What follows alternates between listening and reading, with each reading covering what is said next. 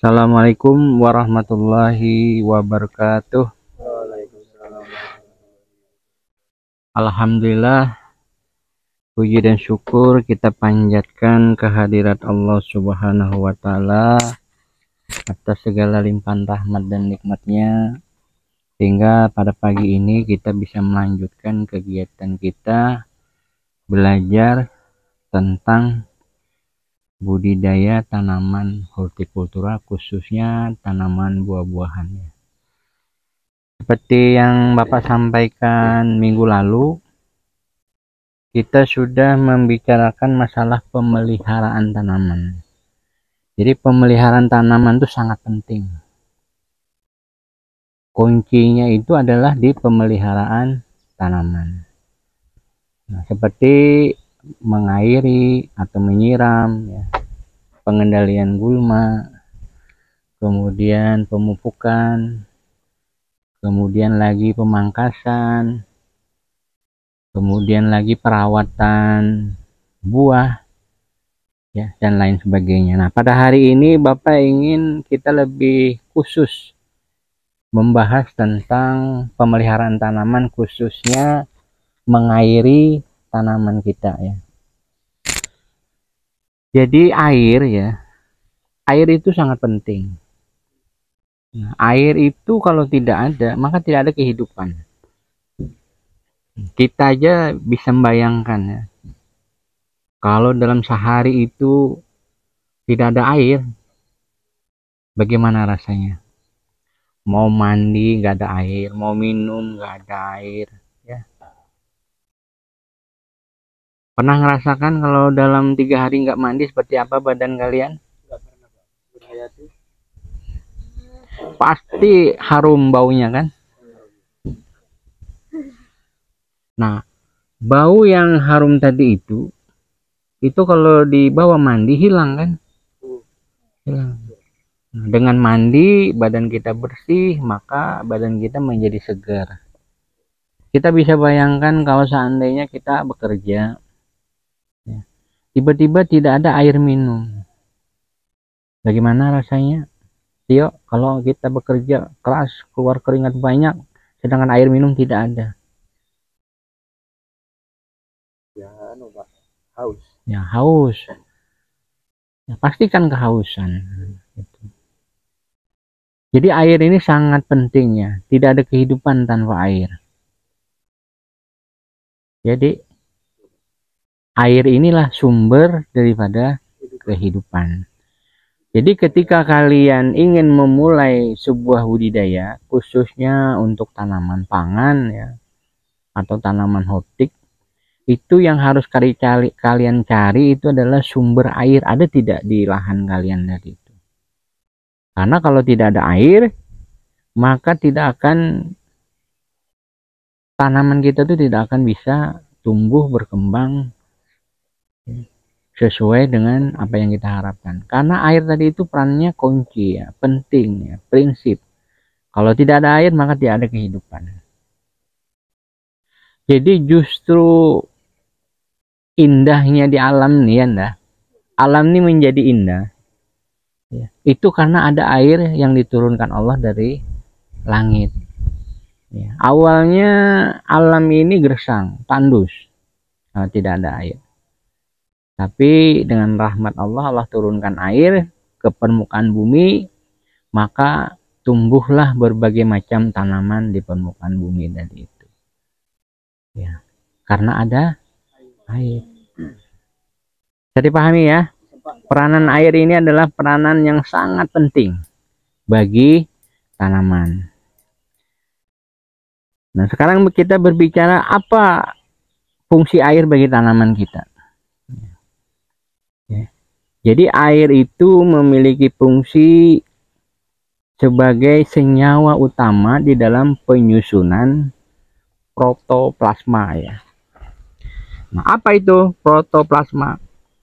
Plasma itu cairan utama penyusun sel. Jadi tanaman itu bisa tumbuh, bisa berkembang karena adanya perkembangan sel, ya, yang ada pada tanaman. Jadi kalau tanaman itu tidak ada air, maka tidak ada senyawa penyusun protoplasma tadi itu.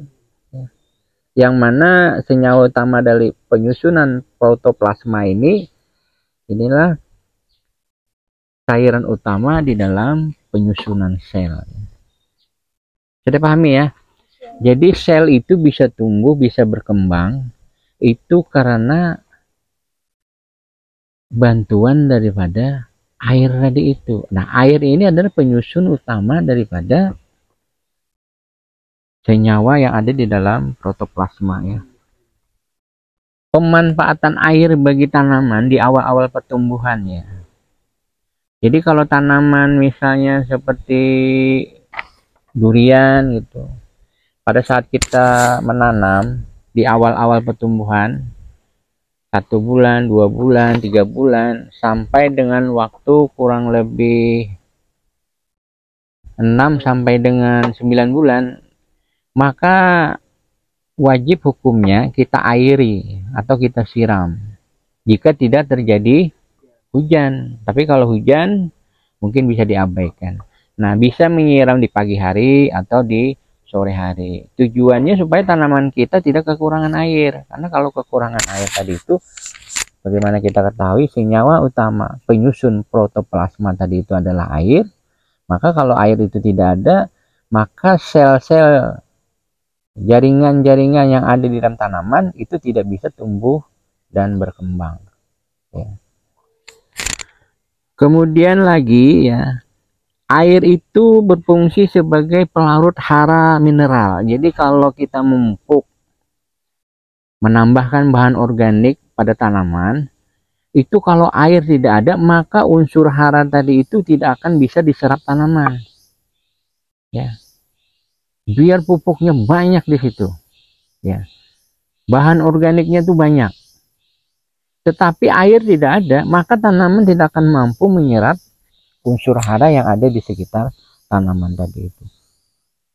Itu fungsi air adalah melarutkan unsur hara atau mineral tadi itu supaya bisa diserap oleh akar. Ya.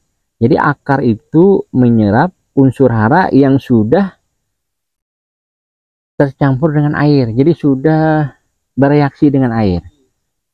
Coba lihat pupuk, misalnya pupuk kimia atau pupuk buatan seperti urea, pupuk nitrogen, itu kan kalau kena air langsung mencair kan. Nah, ketika dia sudah mencair, sudah bereaksi, maka bulu-bulu akar yang ada di tanaman itu mampu mengisapnya. Ya, mampu mengisapnya. Jadi fungsi air itu adalah melarutkan unsur hara yang ada di dalam tanah.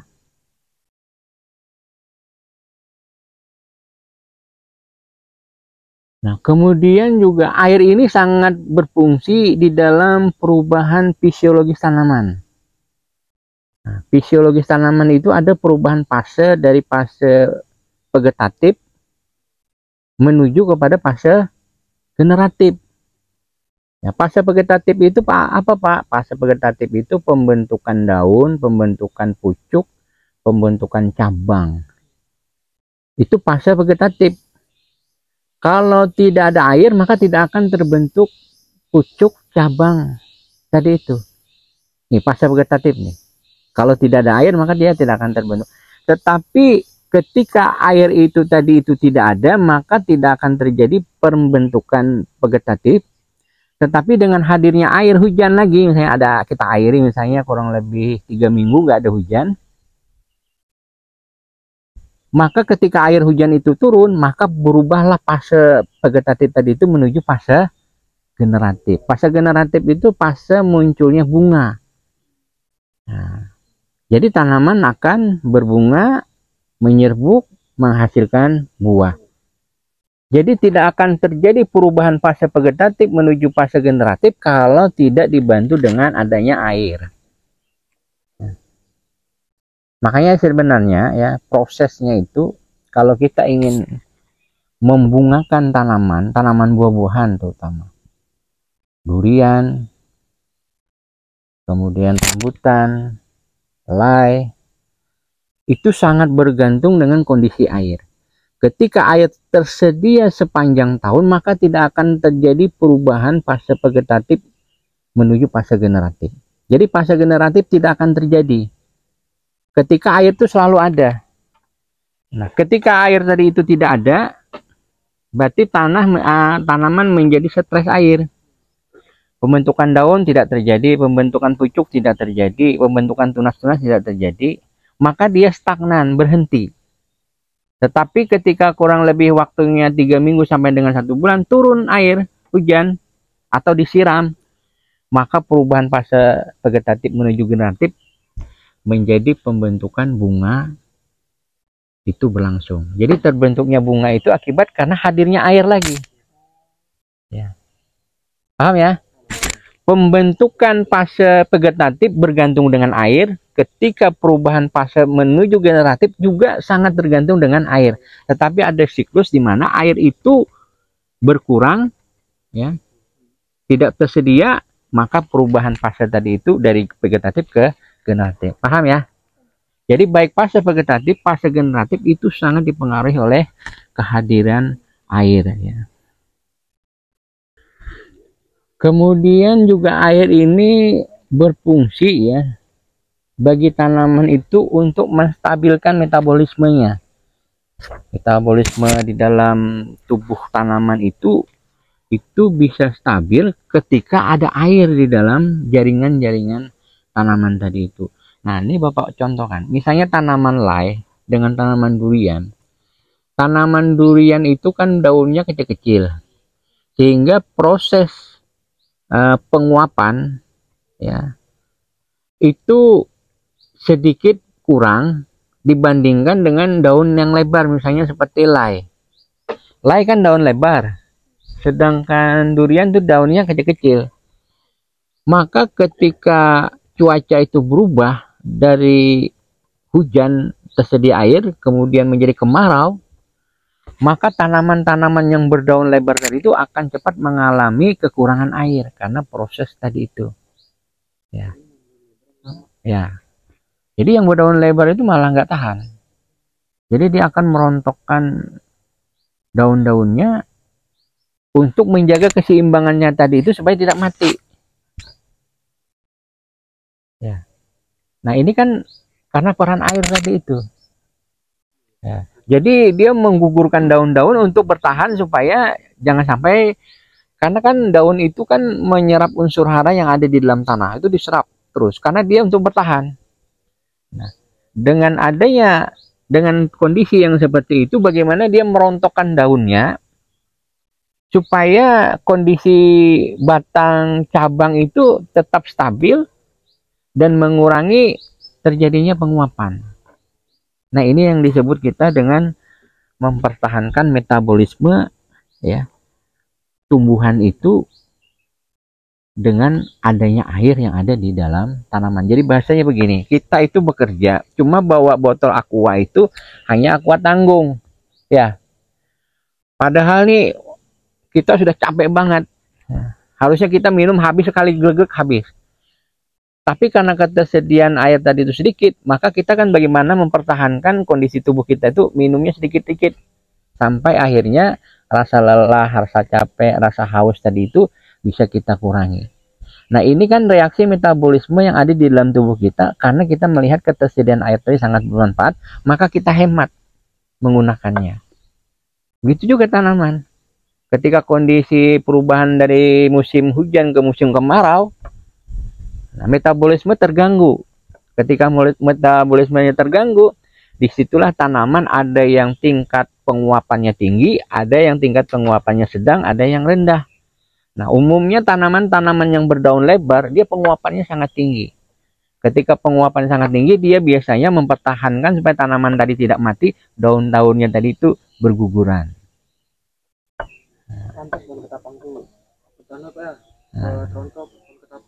Ya. Itu reaksi metabolisme yang ada di dalam tubuh tanaman supaya dia bisa mempertahankan kehidupan tadi itu. Jadi kalau kita bicara air ini ya, ini sangat penting.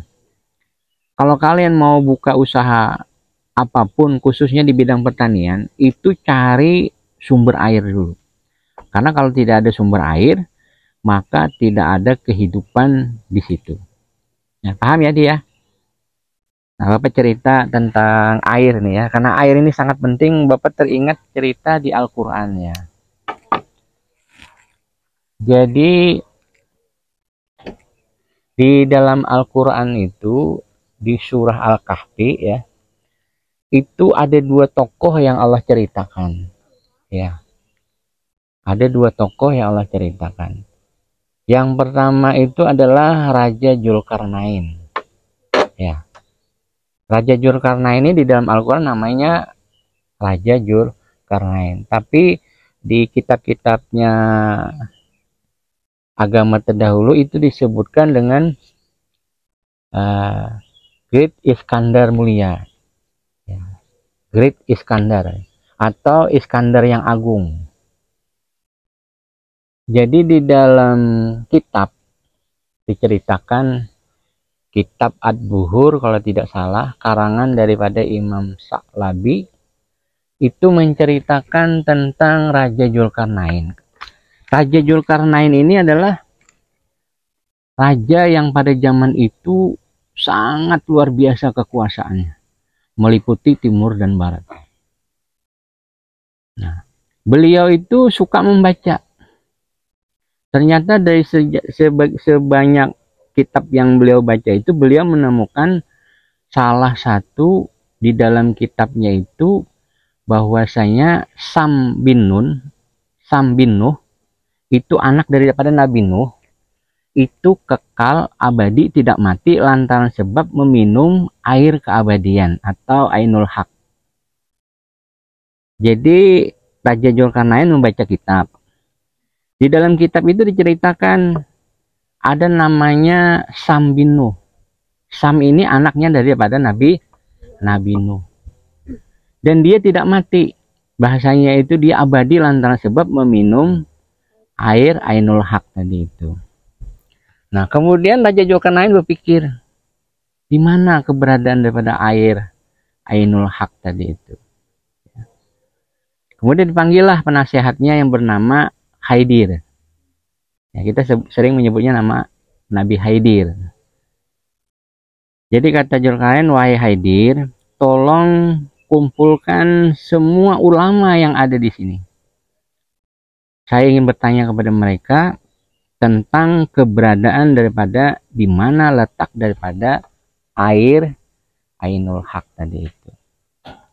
Dikumpulkanlah ulama. Ternyata dari sekian banyak pendapat ulama tadi, ada satu ulama yang menjelaskan, wahai raja, air yang raja maksud itu adalah air keabadian yang tempatnya itu ada di daerah di matahari tenggelam. Jadi matahari tenggelam, matahari terbenam. Disitulah nanti tempatnya air Ainul Haq itu diketemukan. Jadi kata Raja Dzulkarnain, wahai pasukanku, kita harus mencari tempat sebagaimana yang sudah disebutkan tadi itu. Berangkatlah Raja Dzulkarnain dengan Haidir, dengan pasukannya, selama kurang lebih 12 tahun kalau tidak hilap ya, untuk mencari air Ainul Haq tadi itu. Sampai raja tadi berpesan kepada penasehat dan keluarga kerajaan, saya mencari air Ainul Haq dengan kurun waktu sekitar 12 tahun. Nah, harus, kalau 12 tahun beliau tidak pulang, berarti beliau meninggal. Seperti itu. Jadi beliau berpesan, saya akan mencari air Ainul Haq sampai dapat. Kalau sampai nanti 12 tahun saya tidak kembali, berarti saya wafat. Nah, bisa digantikan raja ini dengan turunannya. Seperti itu pesan daripada Raja Dzulkarnain. Singkat cerita, berangkatlah Raja Dzulkarnain dengan Nabi Haidir tadi itu dengan beberapa orang pengikut untuk mencari keberadaan daripada air Ainul Haq. Nah, setelah itu di mana matahari terbenam, disitulah mereka akan melihat di mana tempatnya. Ya, mereka berjalan, akhirnya menemukan sebuah pegunungan yang sangat tinggi, dan di situ tempat terbenamnya matahari. Nah, kemudian pendapat-pendapat lain, wahai raja, ini air Ainul Haq ada di perut bumi yang paling dalam. Kata Raja Dzulkarnain, sekarang kita harus berpencar untuk masuk ke dalam di mana lapisan bumi paling dalam. Jadi Raja Dzulkarnain dengan beberapa orang dan Nabi Haidir ya dengan sendirian.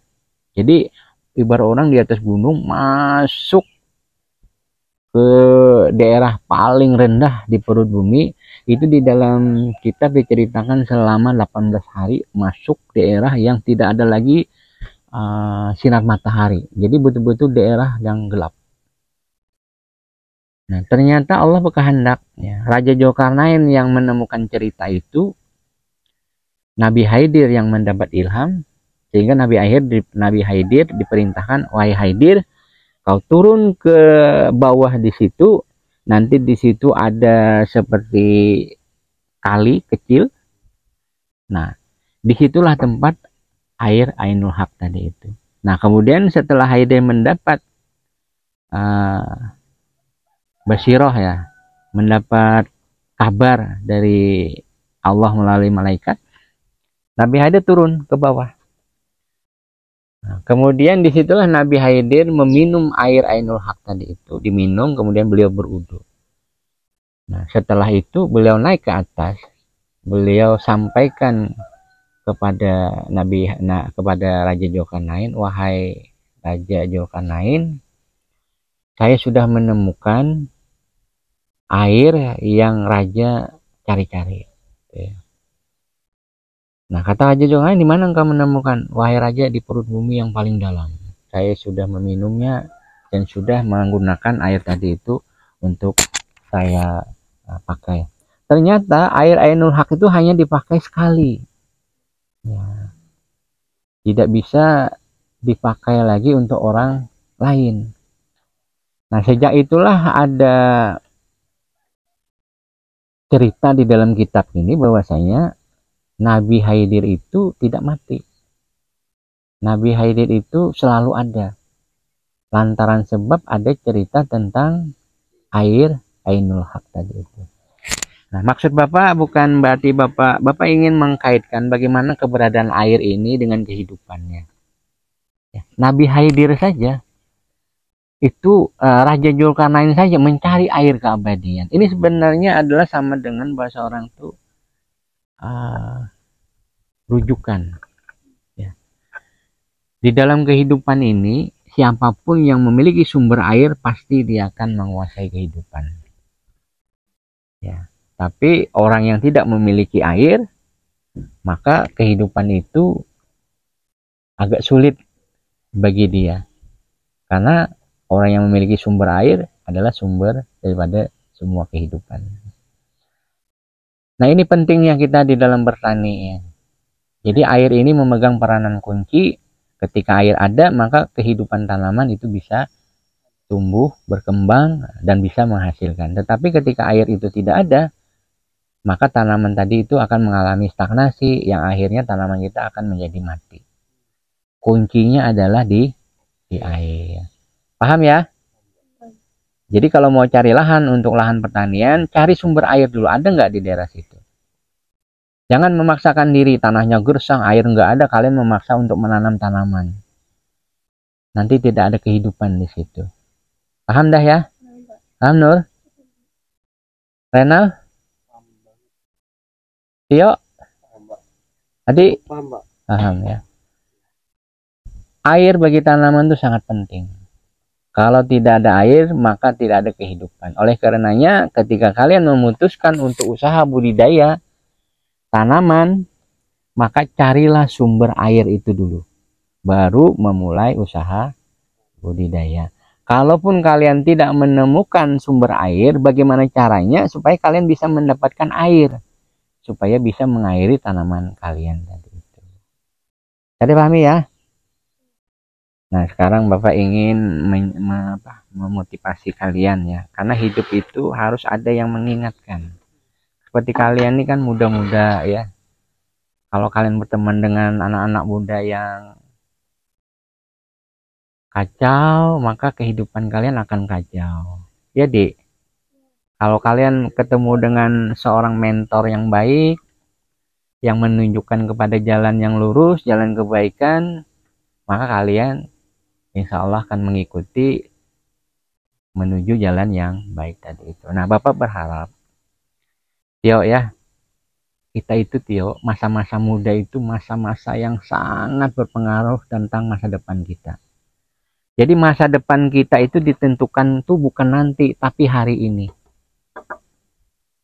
Kalian mau menulis sesuatu yang baik itu bukan nanti, tapi sekarang.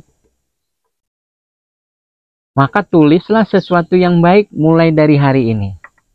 Kalau kalian ingin menentukan masa depan yang lebih baik atau lebih cerah. Kita hidup, Tio. Tio bisa lihat Bapak.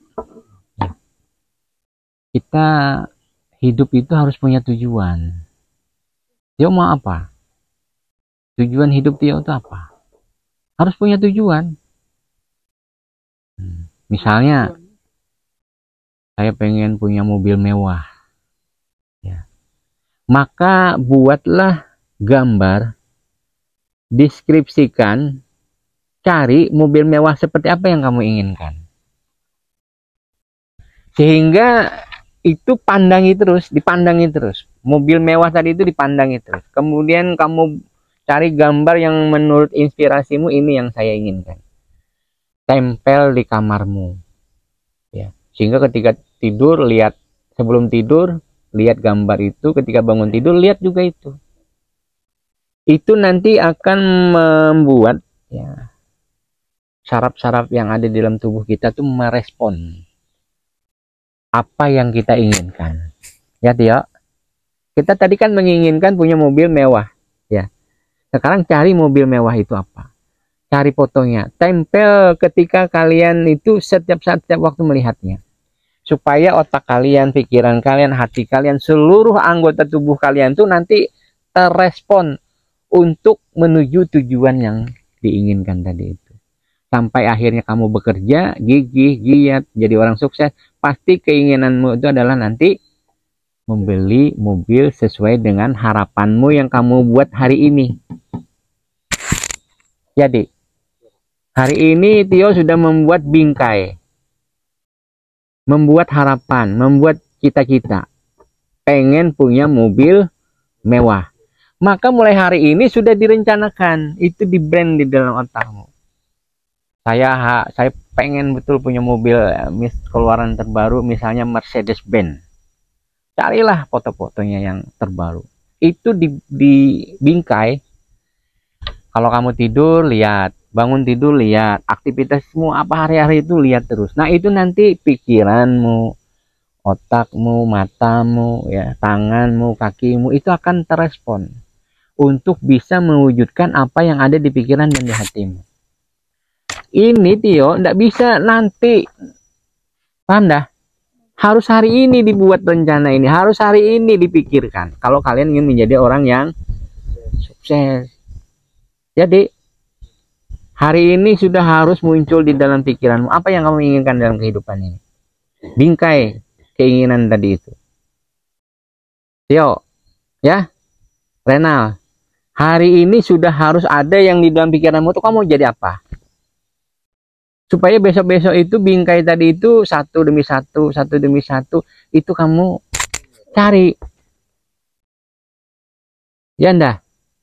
Nur, apa keinginan terbesarmu, Nur? Dan bermimpi itu jangan yang kecil-kecil. Bapak nggak suka kalau orang yang mimpinya kecil-kecil itu. Harus mimpi yang besar. Kenapa harus bermimpi yang besar? Lu mimpi nggak dibayar juga, nggak kita bayar juga mimpi, berhayal nggak bayar kan?